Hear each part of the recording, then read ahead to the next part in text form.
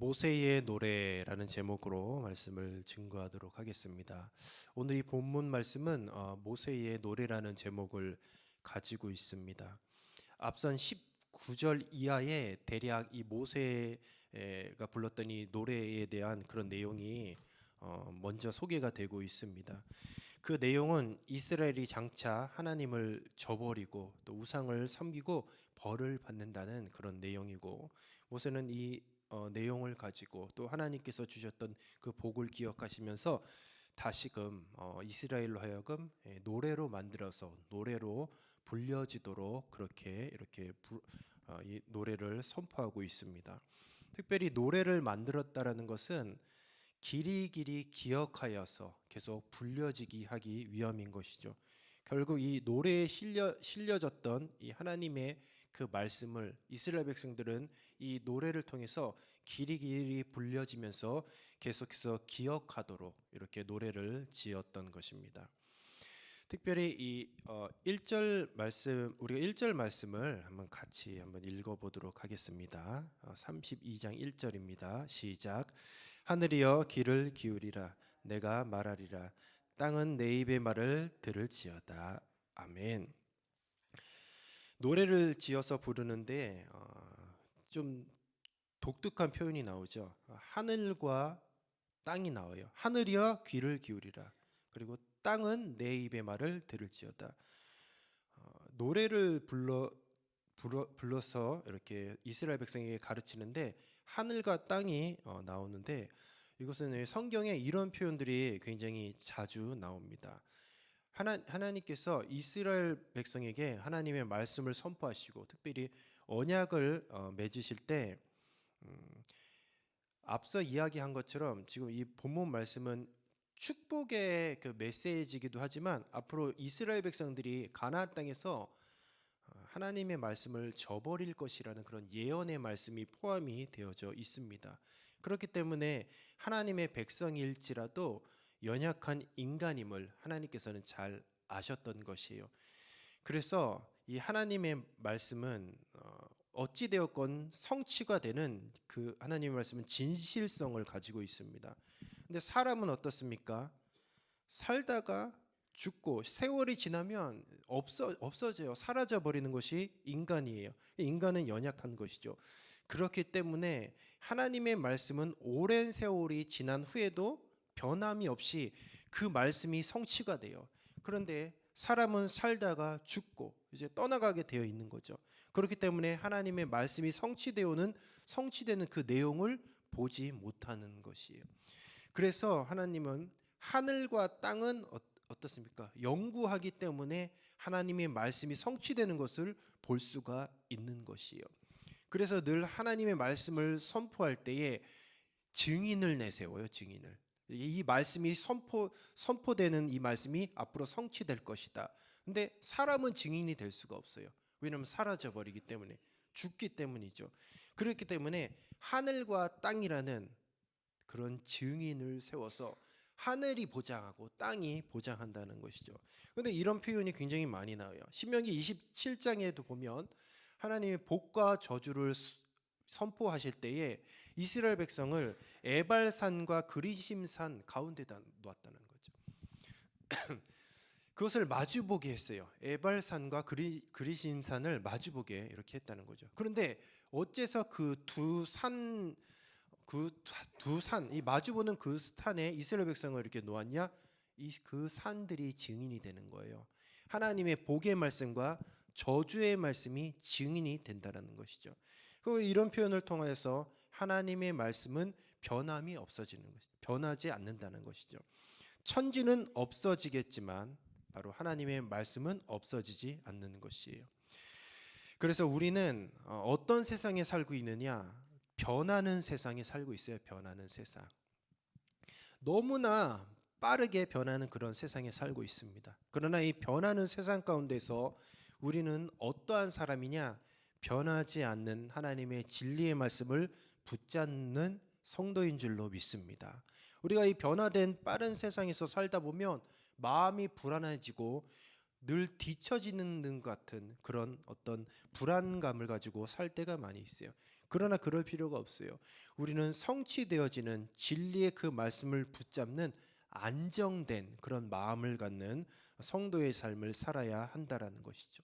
그래서 우리는 변화에 물론 잘 대처해야는 하지만 변화에 대해서 절대로 두려워할 필요는 없습니다. 이는 변치 않는 진리의 말씀을 붙잡는 성도이기 때문인 것이죠. 2절 말씀을 우리가 같이 한번 읽어보도록 하겠습니다. 시작. 내 교훈은 비처럼 내리고 내 말은 이습처럼 맺히나니 연한 풀 위에 가는 비 같고 채소 위에 단비 같도다. 아멘.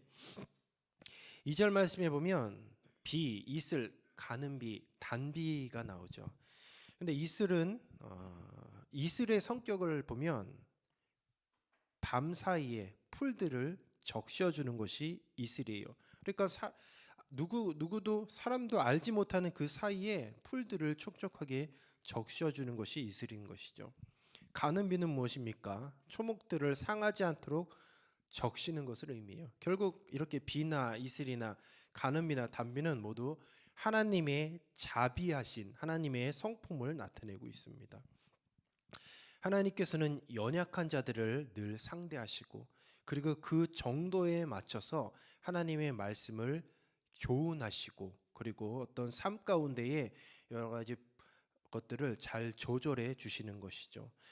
우리 예수님께서는 가난한 자들에게 복음을 전파하셨어요. 그러니까 비나 이슬이나 가는 비나 단비는 적절할 때에 각자 사람에 맞게 하나님께서 은총을 베풀어 주시고 은혜를 베풀어 주시고 때에 따라 돕는 은혜를 베풀어 주시는 것이에요. 비는 단번에 소낙비로 내리는 것보다 조금씩 오랫동안 내리는 것이 곡식에게 유익한 것이죠. 우리가 이런 것들을 볼 때 전도함에 있어서도 마찬가지예요. 우리가 불신자들을 예수님을 믿지 않는 귀한 생명들에게 이따금씩 이렇게 전도를 하는데 소나기처럼 퍼부으면 오히려 역효과가 날 수가 있어요. 그래서 때로는 단비처럼 그리고 이슬처럼 조금씩 이제 서서히 스며들도록 그렇게 이렇게 방법을 취하는 것이 좋다라는 것이죠. 그래서 각자 상황에 맞게 마치 하나님께서 저와 여러분에게 단비를 주실 때 또 때로는 이슬비를 주시는 것처럼 적절히 우리도 전도함에 있어서도 이와 같아야 하는 것이에요. 잠언 25장 11절 말씀에 보면 경우에 합당한 말은 아로새긴 은쟁반과 금사간이라라고 그렇게 말씀하고 있어요. 뭐 전도하는 것도 마찬가지지만 우리 특별히 성도로서 이 대화를 하고 이야기할 때도 적절하게 때로는 이슬비와 같이 때로는 가는 비와 같이 우리가 적절한 언사가 굉장히 중요한 줄로 압니다. 그냥 우리의 성격대로 아니면 우리의 혈기대로 그냥 막 퍼붓고 막 소나기처럼 이렇게 퍼붓는다. 그러면 오히려 전도함에 있어서도 그리고 교회 안에서 관계를 형성함에 있어서도 역효과가 난다라는 것이죠. 이런 의미에서 우리는 비와 이슬비와 가는 비와 단비와 같이 하나님의 늘 자비로운 성품을 구하는 그런 성숙된 인격을 소유해야 한다라는 것입니다. 5절에서 6절 말씀에 보면 이스라엘의 패역함을 지적하고 있어요. 모세가 이스라엘을 패역하다고 할 때에 어느 시대의 이스라엘을 가리키는가 우리가 생각해 본다면 바로 이것은 하나님께서 모세에게 알려주신 이스라엘의 장래의 일을 의미하는 거예요.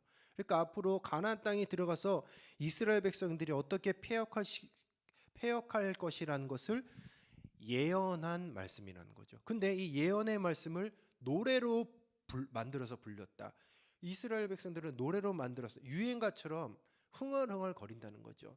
결국은 자기 자신들이 가나안 땅에 들어가서도 이 모세의 노래를 흥얼거리게 되어 있고 이런 예언의 말씀에 이런 내용이 들어갔다는 것은 자기 자신들이 하나님을 패역하고 하나님의 말씀을 떠났던 바로 그 자리에서 무의식적으로라도 이 노래를 흥얼거리면서 하나님의 말씀을 깨닫고 다시 돌아오라는 것이죠. 그래서 이 모세의 노래를 통하여서 하나님의 이스라엘을 향하신 그런 깊은 사랑을 알 수가 있는 것이죠. 우리가 의도치 않게 묵상이 되어지고 그리고 외워지는 그 말씀도 마찬가지입니다. 우리가 때로는 막 열심히 외우려고도 하지만 저절로 외워지는 그 말씀이 있어요. 그러나 그 저절로 외워지는 그 말씀이 결국 무엇입니까? 우리 삶 가운데 주님께서는 무의식적으로 때로 의식적으로 그 말씀을 깨닫게 하여 주시면서 우리 삶 가운데서 다시금 우리 죄에서 주님을 향하여 돌이킬 수 있는 그런 또 은혜를 베풀어 주신다는 것이죠. 7절에서 11절을 보면 모세가 장래 이스라엘로 하여금 그들에 대한 하나님의 사랑을 역사적으로 고찰한 그런 내용을 가지고 있습니다. 특별히 7절 말씀을 우리가 같이 한번 읽어보도록 하겠습니다. 시작. 옛날을 기억하라. 역대의 연대를 생각하라. 내 아버지께 물으라. 그가 내게 설명할 것이요 내 어른들에게 물으라. 그들이 내게 말하리로다. 아멘. 8절도 같이 읽어보겠습니다. 지극히 높으신 자가 민족들에게 기업을 주실 때에 인종을 나누실 때에 이스라엘 자손의 수요대로 백성들의 경계를 정하셨도다. 아멘.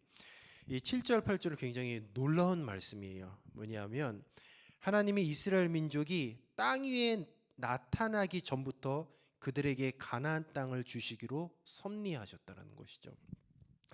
그래서 8절에 보면 아직 나타나지 않은 이스라엘을 염두에 두시고 민족들의 국경을 정하셨다는 것이에요.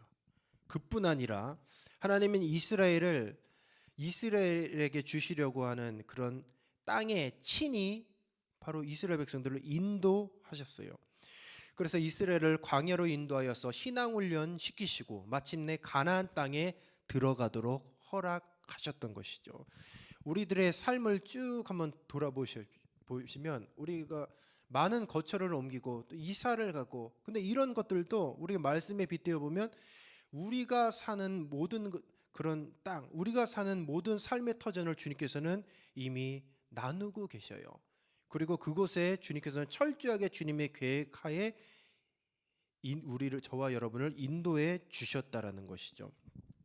마치 이스라엘 백성들을 광야에서 인도하여서 훈련시키시고 가나안 땅에 들어가게 하신 것처럼 주님께서는 저와 여러분에게 천국의 여정으로 계속 인도하고 계신 것이죠. 그래서 때로는 뭐 저쪽으로 인도하셨다가 때로는 이쪽으로 인도하셨다가 결국은 가나안 땅 저 천국을 바라보면서 계속해서 주님께서는 인도하고 계신 것입니다.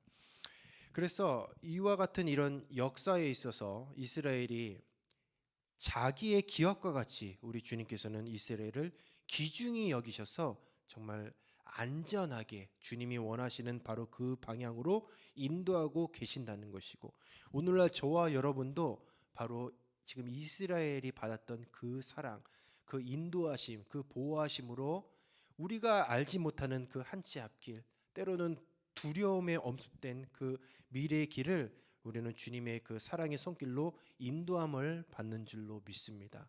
그렇기 때문에 우리는 미래에 대하여서 특히 신자라고 한다면 미래에 대하여서 그런 어떤 막연한 두려움을 절대로 가져서는 안 되는 것이에요. 주님께서 인도하여 주시기 때문에 이스라엘이 태어나기 전부터 가나안 땅을 주시려고 섭리해 주셨고 기어코 주님께서 그 가나안 땅으로 인도해 주신 것처럼 주님께서 오늘도 저와 여러분에게 저 천국으로 가는 그 길 인도해 주실 줄로 믿습니다. 9절과 12절은 하나님의 백성 야곱을 향해서 하시는 말씀이에요.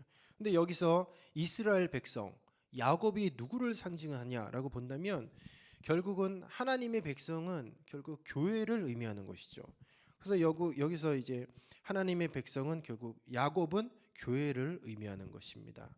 하나님께서 그래서 이 야곱을 사랑하신다는 것은 교회를 사랑하신다. 교회를 사랑을 어느 정도 하시는가를 우리가 한번 생각해 볼 수가 있어요. 여기서 중요한 단어가 나오는데 기업이라고 하셨어요. 결국 하나님의 백성을 기업이라고 했다는 것은 하나님의 교회를 가리켜 자기의 기업이라고 하셨는데 기업이 어떤 의미를 가지고 있느냐? 바로 기업은 우리 사람에게 있어서도 생명과 같은 중요한 것이에요. 왜냐하면 기업이 없는 사람은 생활을 유지할 수가 없어요. 근데 하나님께서 야곱을 향하여서 기업이라고 하셨다라는 것은 야곱을 향해서 생명과 같이 사랑하신다라는 그런 사랑의 고백이라는 것이죠.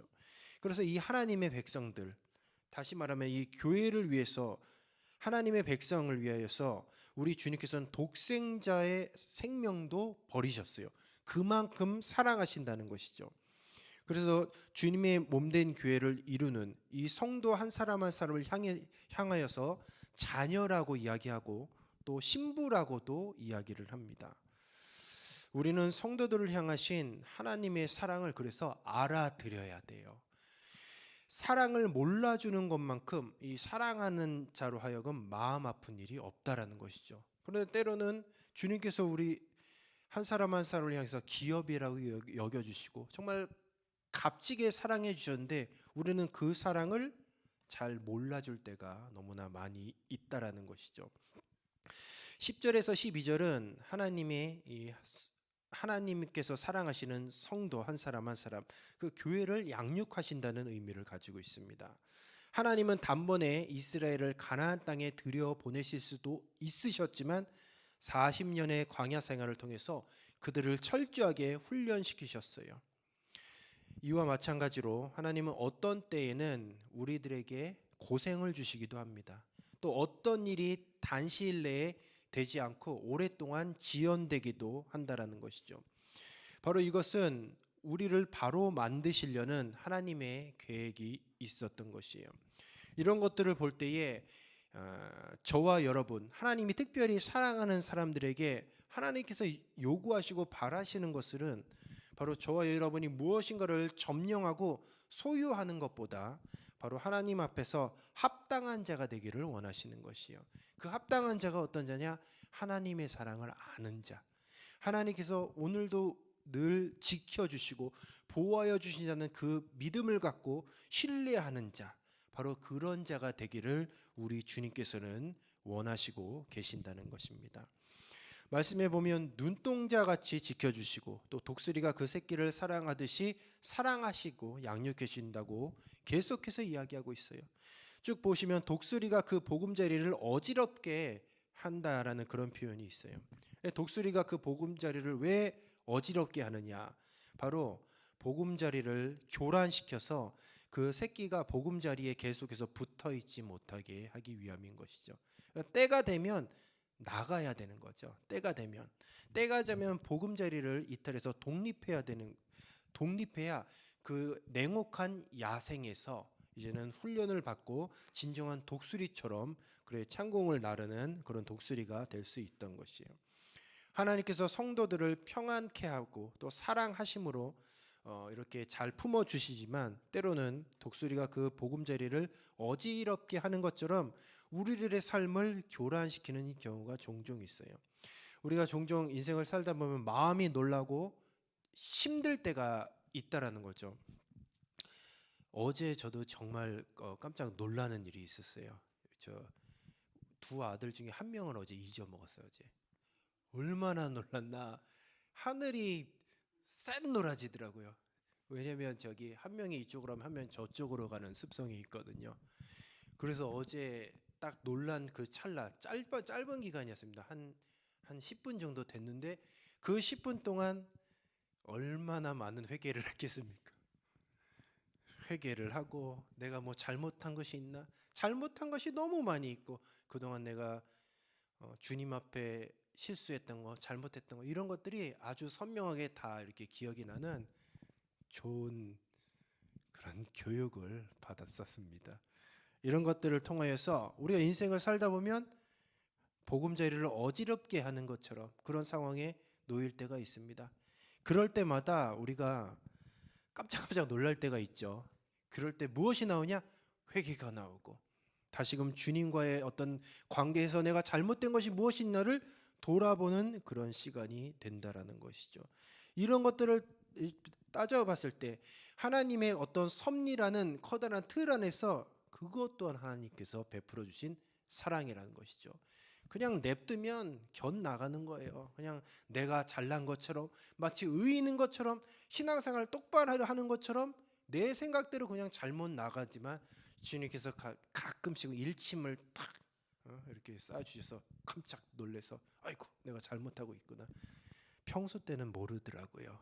근데 보금자리를 어지럽게 하는 바로 그 순간에 깨닫게 된다라는 것이죠. 말씀을 마치도록 하겠습니다. 종종 우리들의 마음에 고통을 당하고 또 생활의 고통에 당면하게 될 때가 있습니다. 어떨 때는 전혀 발붙일 곳도 없는 정말 그런 어려운 상황에 놓일 때도 있어요. 그러나 그런 일들이 절대로 우연이 아니고 하나님께서 그들의 보금자리를 어지럽게 하신 것처럼 주님의 크고 놀라운 사랑 안에서 우리를 지켜주시고 보호하여 주시고 저 천국 가나안 땅으로 여전히 주님께서 저와 여러분을 인도해 주시는 줄로 믿습니다. 바로 그 자녀들에겐 어떠한 복이 있느냐? 13절에서 14절은 이스라엘에 받을 물질적인 축복, 나아가서는 가나안 땅에서 나는 그 산물을 가리키도 하거든요. 결국 하나님께서는 저와 여러분을 통하여서 복을 주시기 원하시는 것이죠. 이 땅에서 복을 주시기를 원하시고 잘 살기를 원하십니다. 그리고 나아가서 저 가나안 땅, 저 천국에서 영원한 복을 누리시기를 원하시는 줄로 믿습니다. 오늘 주님께서 저와 여러분을 인도해 주시는 그 사랑을 깨닫고 주님을 의지하며 믿음으로 승리하시는 저와 여러분이 되시기를 주님의 이름으로 축복합니다. 이 시간 우리가 말씀 붙잡고 기도하겠습니다.